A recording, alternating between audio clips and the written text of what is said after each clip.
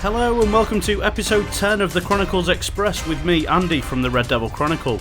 This week, award ceremony for both Manchester United and RDC, and that's coming up next.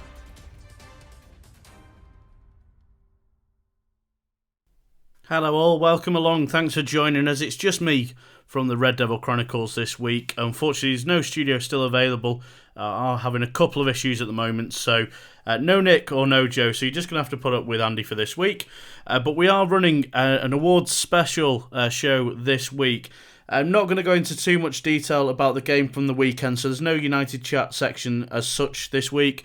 What I will say is massive congratulations to Leicester.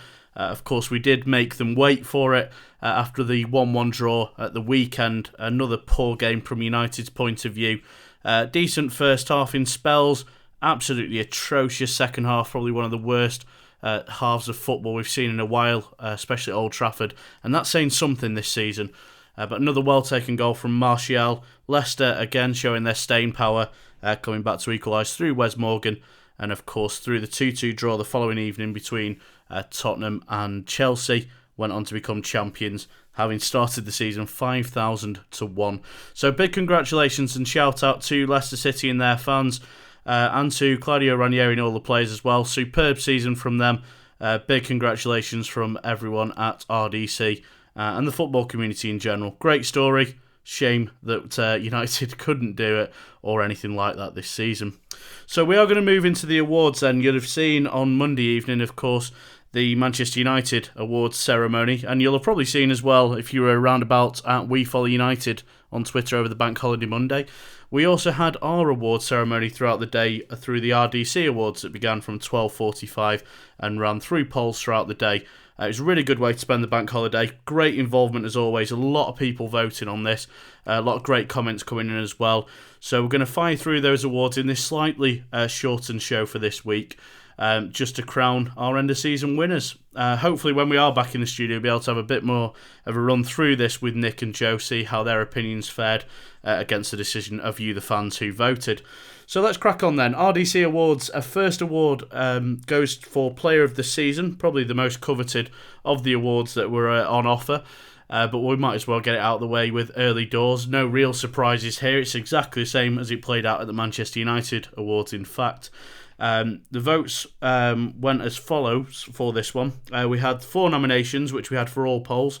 And the nominees were Anthony Martial, Chris Smalling, David De Gea and Marcus Rashford. In terms of the votes on that, Marcus Rashford got none of the votes. Chris Smalling got 5%, Anthony Martial 24%, and David De Gea a huge 71% of the fans' vote on that. So a clear winner for Player of the Season, well deserved, 3 times won in a row now, as was pointed out by at Big C75 at We Follow United on Twitter. Which a lot of people have criticised because of course he won the award on Monday night from Manchester United at their official awards as well, and has become the first ever United player to win it 3 times back to back. Now a lot of people have criticised this, saying it shows how bad a position we are in, the fact that the goalkeeper is winning the sort of Player of the Season every year, and I can kind of see the point with that. I think a lot more players need to step up and have done for a while. At the same time, though, David De Gea is one of the best, if not the best, goalkeeper in the world currently. So, in that respect, can you really argue with someone that good in terms of their quality winning a Player of the Season award when you haven't had your stand-up performers, come out and give us a great season? Everyone knows it's not been a brilliant last couple of seasons for Manchester United, but David De Gea has been the shining light. And yes, there are issues at United, and strengthening does need to happen. There's a lot of important signings again to come this summer, and a lot of players need to have a long, hard look at themselves and decide whether Manchester United is still for them. But I've no issue with David De Gea winning it. I think it's brilliant that he's won it 3 times in a row. Absolutely delighted that he stayed at the club, and God knows where we'd be without him as well. So a worthy winner in our opinion. I'd certainly put my vote in for David De Gea there, and There was one point of contention on the Player of the Season vote to do with the nominees, and R4 Richard said would have put Blind in instead of Rashford. Quietly gone about his business in a classy way all season. Could have been an argument to put Blind in there. I made the point back on Twitter that it was just a case that Nick and myself, when we had the conversations to put the nominees forward, thought that the impact that Rashford had had on the team in springing us forward, in getting us essentially to an FA Cup final, or certainly to the semi-final, the help he put in was tremendous. And also in terms of keeping us in that battle for the top four, which we are just about still in, has been mainly down to the impact that he's had since coming into the team. So that's why we decided to edge it. No issue with Blind being up there with one of our players of the season as well. I think there were only ever two candidates to win this award, though, personally. And as I was saying on Twitter as well, I think one of the horses in that 2-horse race had 3 legs and the other with 4. So I think David De Gea was always winning that one.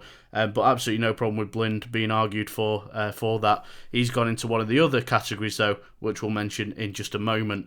Moving on to the second award, though, from the RDC Awards from this week.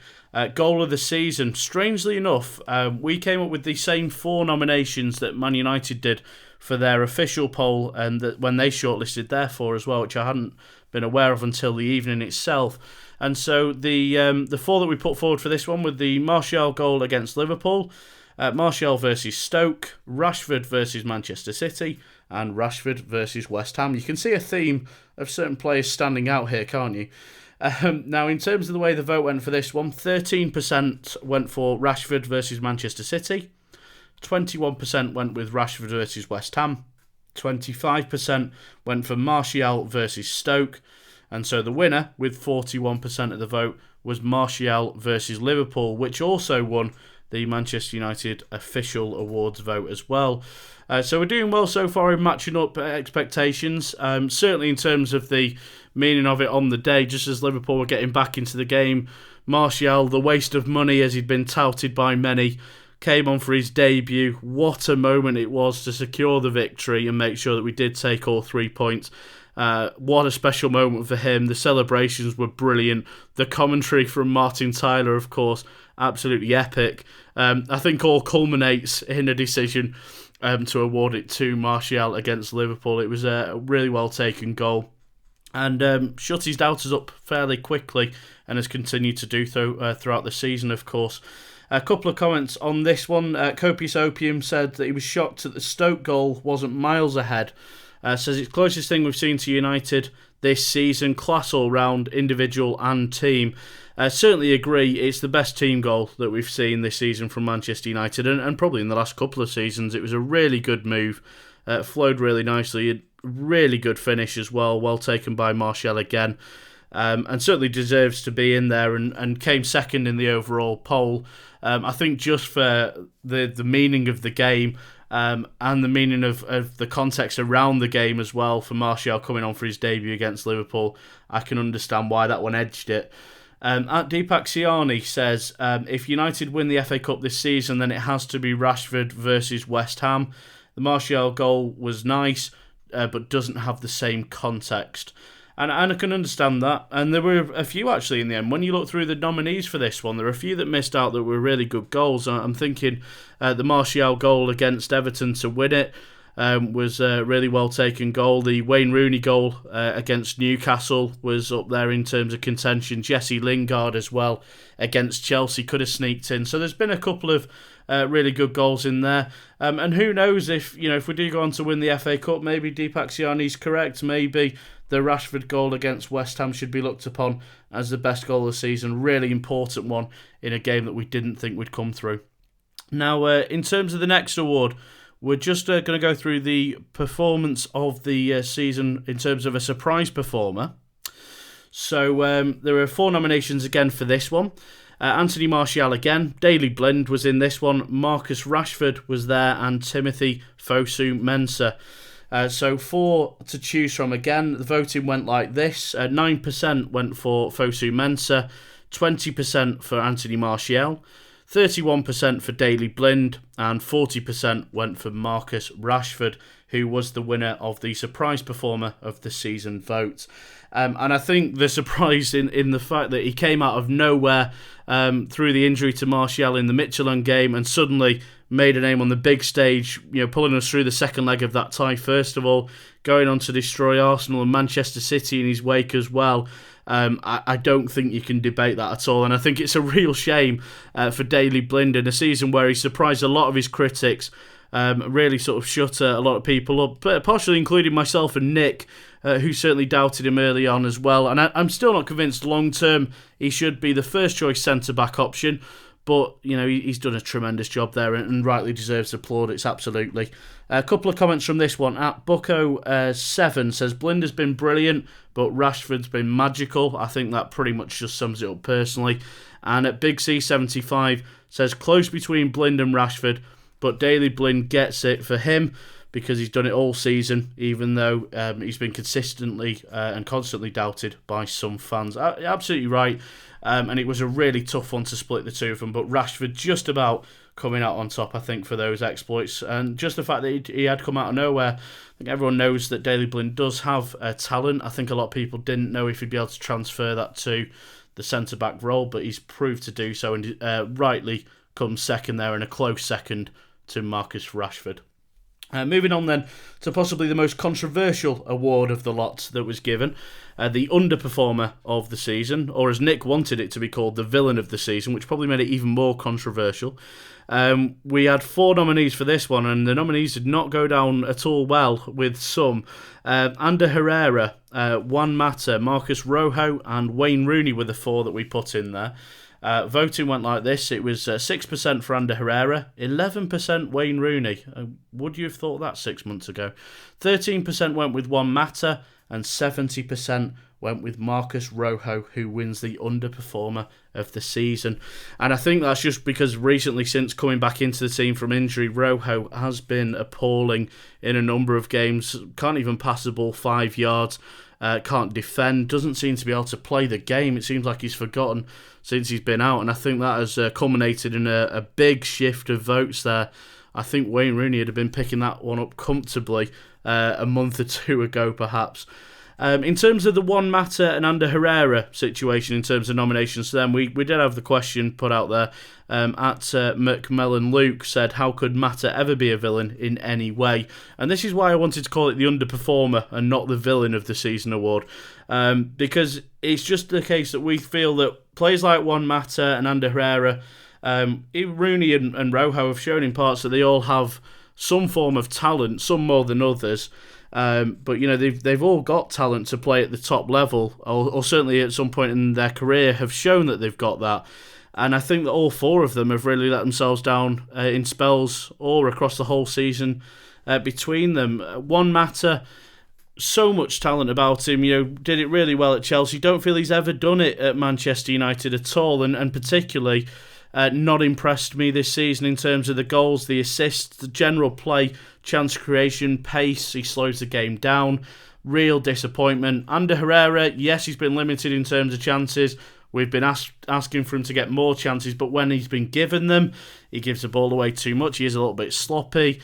Can be a little bit too rash in terms of a tackle, so not great defensively either. So he is prone to an error, and he hasn't taken advantage of any chance that he has been given, so that's why we felt perhaps he should go in there as well. We had Jambook0 ask, what about Memphis? Good question. I think it's possibly too early to judge, and we perhaps felt we didn't want to jump on the bandwagon that everyone else has in terms of criticism.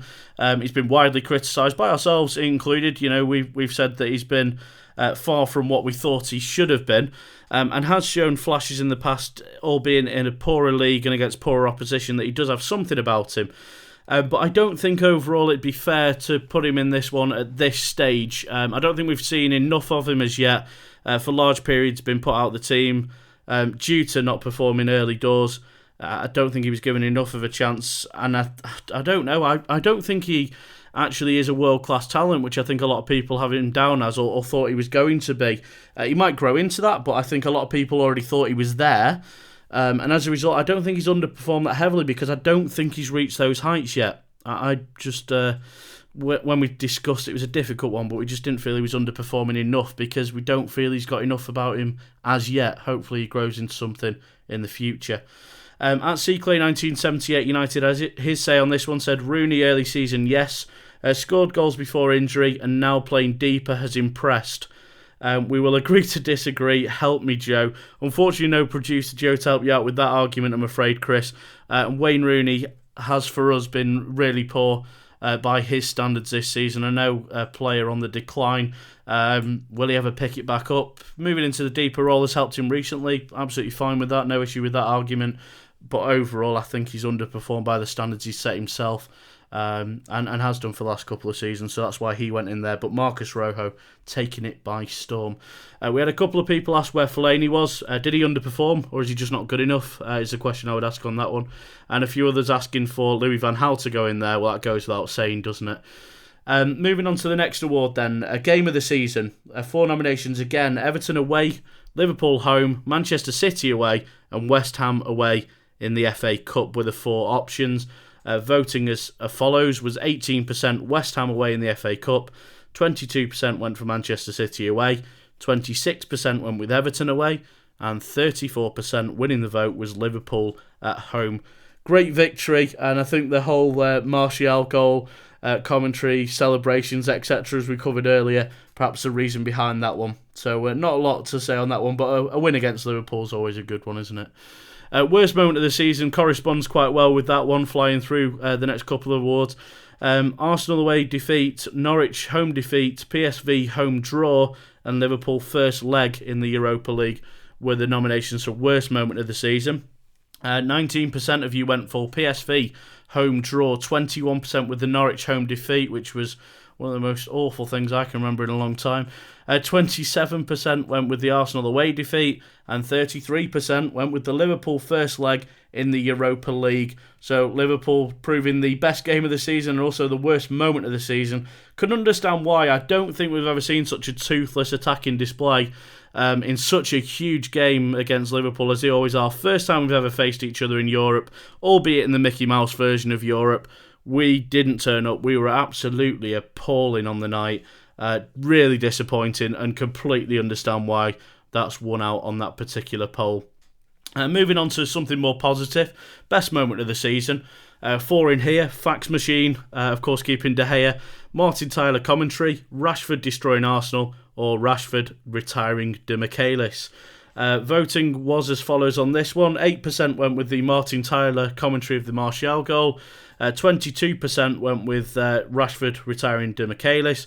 24% with Rashford destroying Arsenal, and 46% going with the fax machine as the best moment of the year. What a year we've had. I mean, potentially within those 4 options, we have overlooked getting into the FA Cup final, potentially there, although I don't think it's something that United need to be striving towards achieving. We need to be looking at bigger things than an FA Cup. That would be my opinion. But I can completely understand why the fax machine wins the day, and at Bucko 7 really typifies this, saying, just imagine if David hadn't stayed. Got to be the fax machine, should name a stand after it.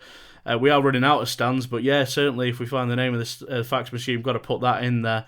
And at Paul MUFC05 says we'd be bottom half for sure if not for David De Gea. Fax machine, player of the season.